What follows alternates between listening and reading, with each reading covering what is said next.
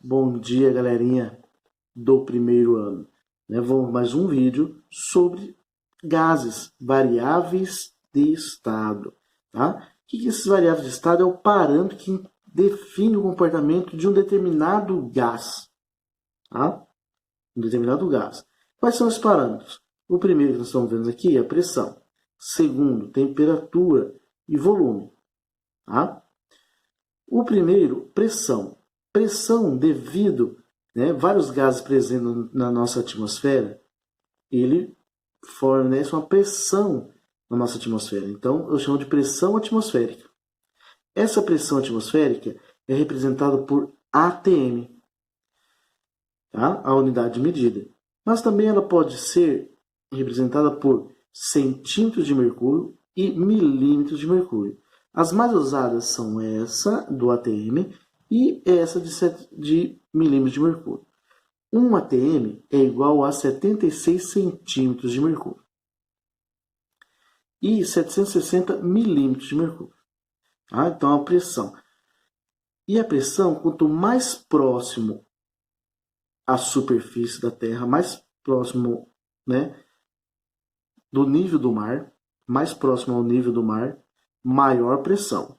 Quanto mais alto, mais longe do nível do mar, tá? Menor pressão. E quando tem menor pressão, tem menor número de partículas de gases.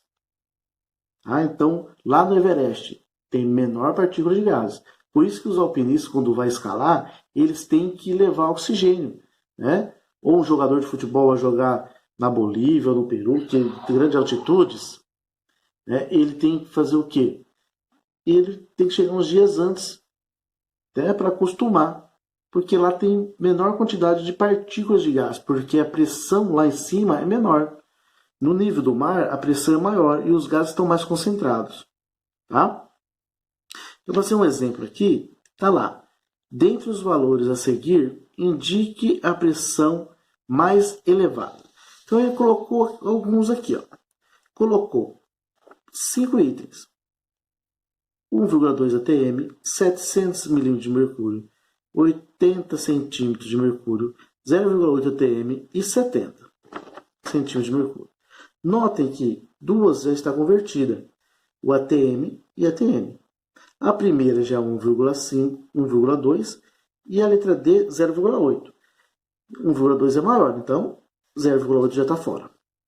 Agora tem que analisar essas duas. 700 ml de mercúrio, se uma atm é 760, 700 vai ser menor que uma atm. Então, fora também. Agora 80 é maior que 76, então pode ser. Aí eu tenho que fazer regra de 3 para saber. Então vou lá. Peguei lá 1 atm é igual a 76. 80 centímetros de mercúrio é igual a X. Faço a regrinha de 3, tá? E vou analisar agora quanto que deu. Vou fazer direto para o vídeo não ficar longo. Esse resultado é igual a X é igual a 1,05 atm. Beleza? Então, 1,05 atm também é menor que 1,2. Esse também não pode ser. E 70, se 80 já é menor que 1,2, 70 também. Correto, letra A. Tá? Então isso aqui vai utilizar muito a regra de 3 para transformar em atm para mercúrios, centímetros de mercúrio ou milímetros de mercúrio. A próxima variável é o volume. Tá? Quando você tem em uma garrafa um líquido, você está vendo lá em ml, em litros, e ele está ocupando aquele espaço. Você já vê lá, se você garrafa for transparente, você vê a quantidade que ele está ocupando. Correto? Se é 1 litro, você vai ver lá 1 litro. E vai ver você compra uma coca, um refrigerante, qualquer refrigerante, você vê que a garrafa vem 2 litros, mas vem ainda um espaço. que não completa ali. Já diferente se estiver no estado gasoso.